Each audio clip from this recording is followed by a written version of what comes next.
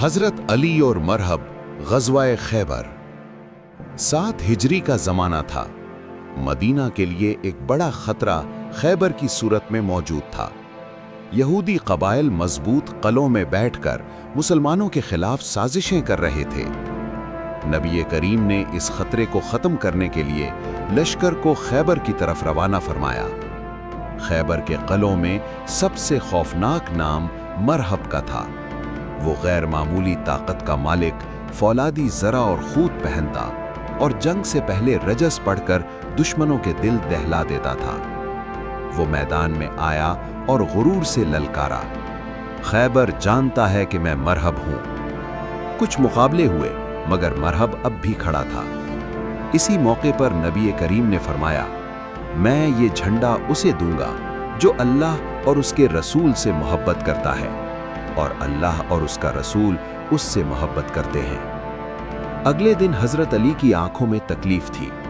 नबी सल्लल्लाहु अलैहि वसल्लम ने अपना लुआबे दहन लगाया और फौरन शिफा हो गई। फिर झंडा हजरत अली के हाथ में दे दिया गया। हजरत अली मैदान में उतरे।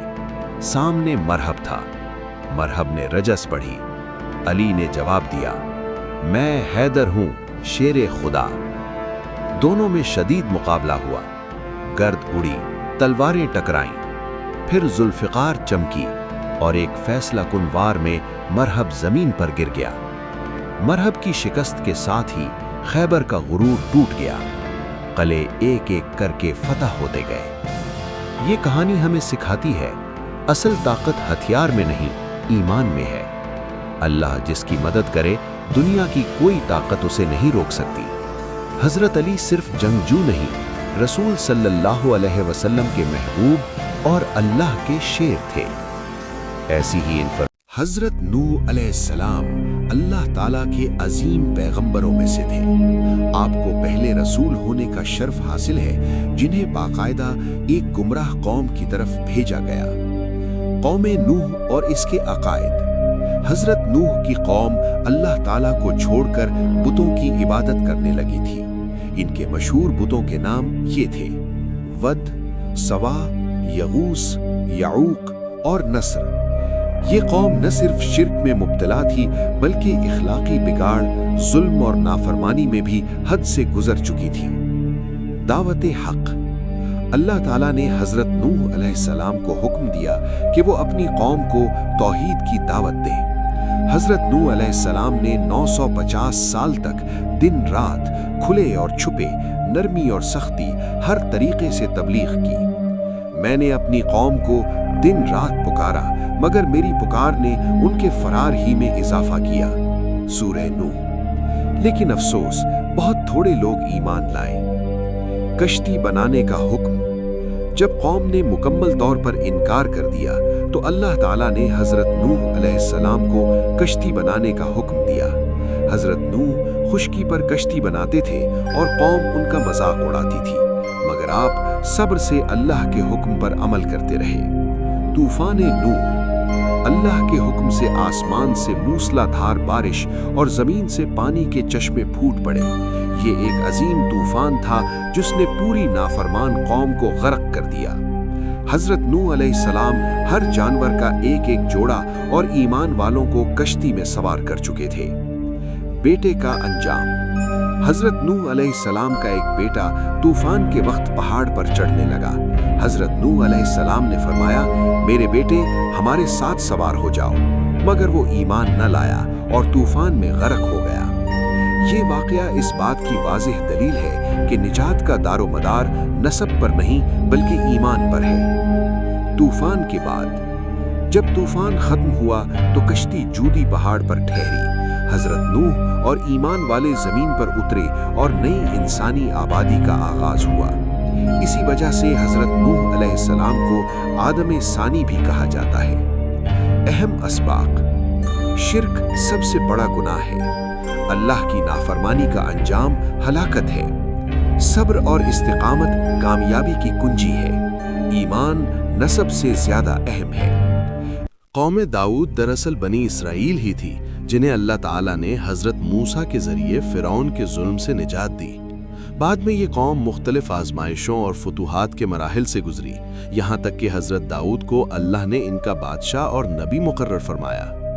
حضرت داؤد علیہ السلام کا تعارف۔ حضرت داؤد علیہ السلام اللہ کے برگزیدہ نبی اور عظیم بادشاہ تھے۔ آپ کو اللہ تعالیٰ نے نبوت، بادشاہت، زبور یعنی آسمانی کتاب، عدل و انصاف، شجاعت اور حکمت سب عطا فرمائیں۔ جالوت کا مقابلہ۔ حضرت داؤد کا سب سے مشہور واقعہ جالوت کا قتل ہے۔ جالوت ایک طاقتور اور ظالم بادشاہ تھا جس کے مقابلے میں بنی اسرائیل خوفزدہ تھے۔ حضرت داؤد علیہ السلام نے اللہ پر کامل یقین کے ساتھ معمولی اسلحے سے جالوت کو شکست دی۔ یہ فتح بنی اسرائیل کے لیے نئی طاقت اور حوصلے کا سبب بنی۔ قوم داؤد کا عروج۔ جالوت کی ہلاکت کے بعد حضرت داؤد علیہ السلام کو بادشاہ بنایا گیا۔ بنی اسرائیل کو سیاسی اور فوجی طاقت ملی۔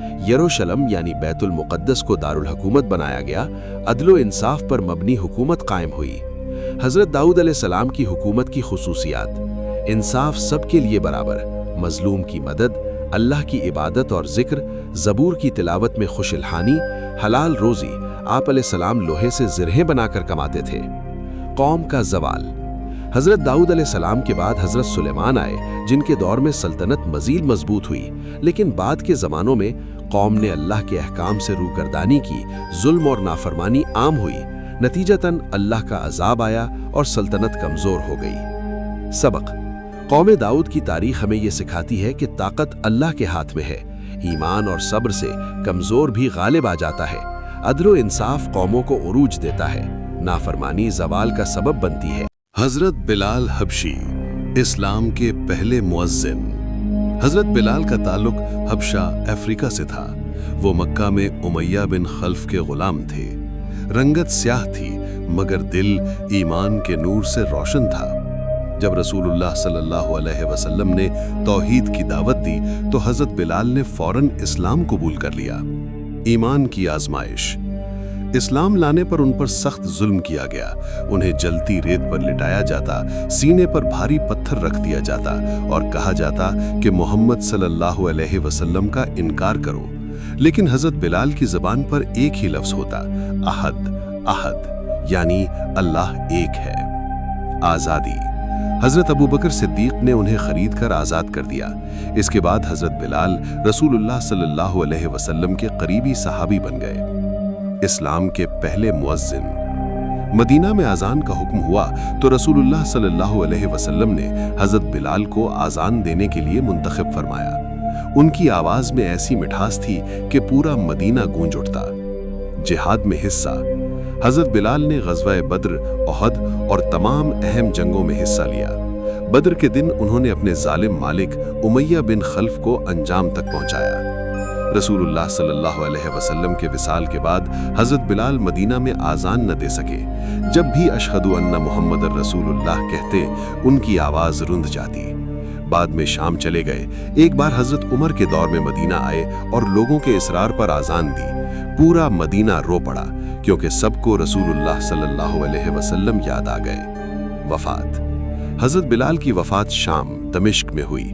ان کے آخری الفاظ تھے کہ کل میں اپنے محبوب محمد صلی اللہ علیہ وسلم سے ملوں گا۔ ایسی ہی انفارمیٹو ویڈیو حاصل۔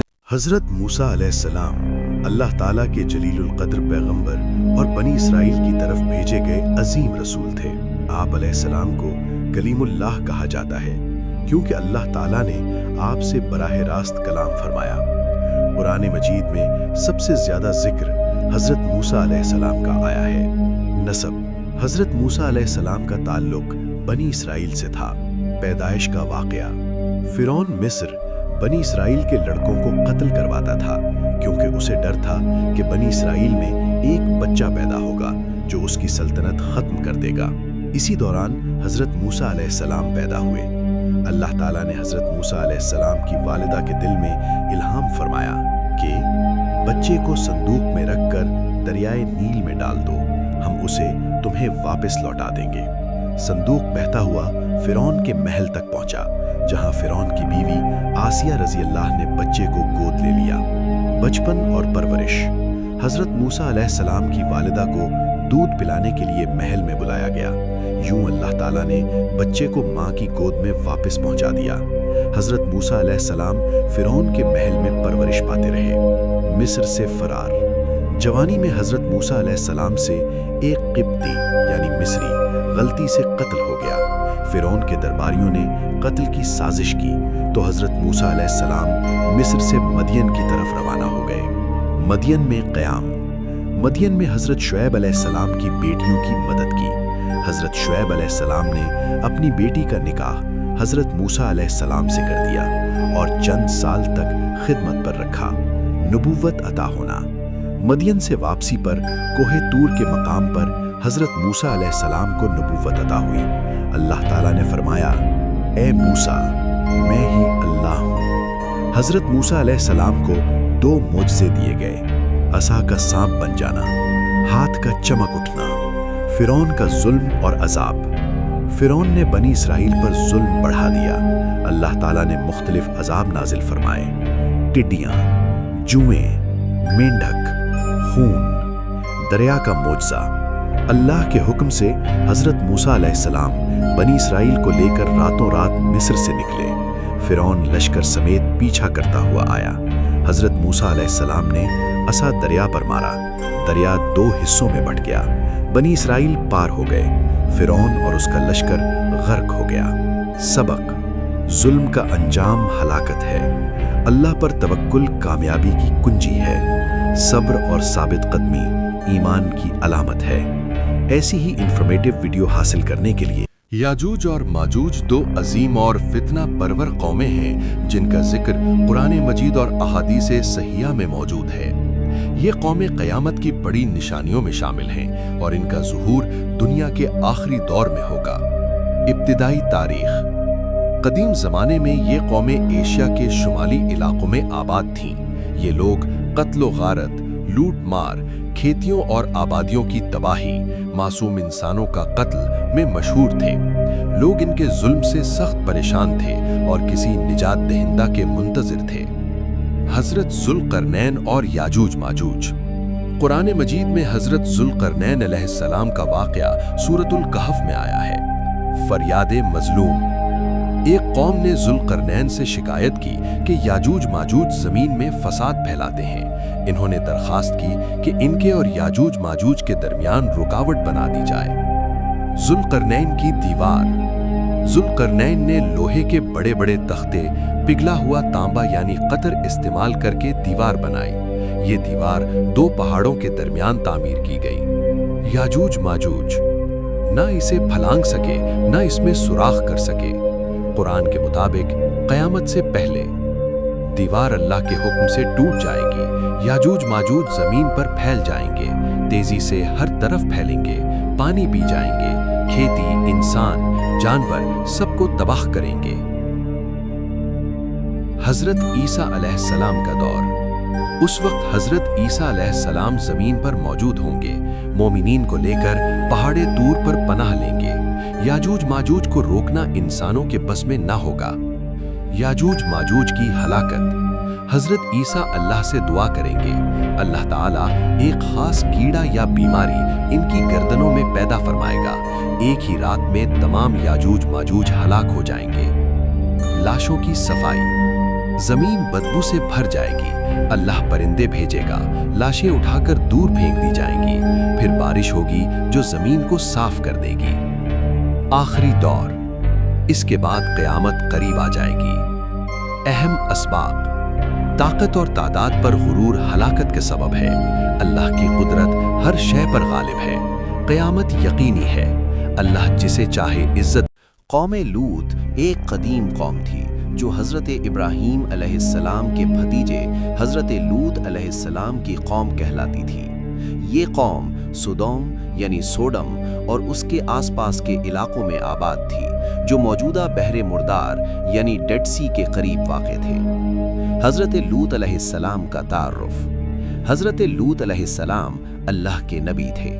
اللہ تعالیٰ نے انہیں اپنی قوم کی ہدایت کے لیے مبعوث فرمایا تاکہ وہ لوگوں کو شرک، بدکاری اور فحاشی سے روکیں اور اللہ کی عبادت کی طرف بلائیں۔ قوم لوط کے بڑے گناہ۔ قوم لوط کو تاریخ میں جن گناہوں کی وجہ سے یاد کیا جاتا ہے وہ یہ ہیں: نمبر 1، ہم جنس پرستی यानी बदफेली। ये गुनाह दुनिया में सबसे पहले इसी कौम ने आम किया। नंबर 2, फहाशी और बेहयाई।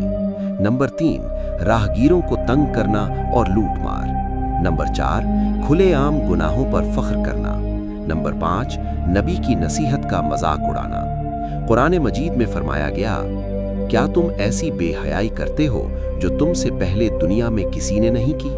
सूरह आराफ। हजरत लूत अलैहिस्सलाम की दावत। हजरत लूत अलैहिस्सलाम ने अपनी कौम को बार बार समझाया, अल्लाह से डरो, अपनी फितरत के खिलाफ आमाल छोड़ दो, हलाल रास्ते इख्तियार करो, मर्दों के बजाय औरतों से निकाह करो। मगर कौम ने इनकार किया और कहा, ए लूत, अगर तुम बाज ना आए तो तुम्हें शहर से निकाल दिया जाएगा। फरिश्तों का आना। अल्लाह ताला ने फरिश्तों को इंसानी शक्ल में हजरत लूत अलैहिस्सलाम के पास भेजा। कौम के बदकिरदार लोग इन मेहमानों पर बुरी नीयत से टूट पड़े। हजरत लूत अलैहिस्सलाम बहुत परेशान हुए और अल्लाह से मदद मांगी। अजाब इलाही। जब कौम ने हिदायत कबूल न की तो अल्लाह का अजाब नाजिल हुआ। पूरे शहर को उलट दिया गया। आसमान से पकी हुई मिट्टी के पत्थर बरसाए गए। शदीद जल्जला और तबाही आई। कुरान में है, बस हमने इस बस्ती को उलट दिया और उन पर पकी हुई मिट्टी के पत्थर बरसाए। सूरह हूद।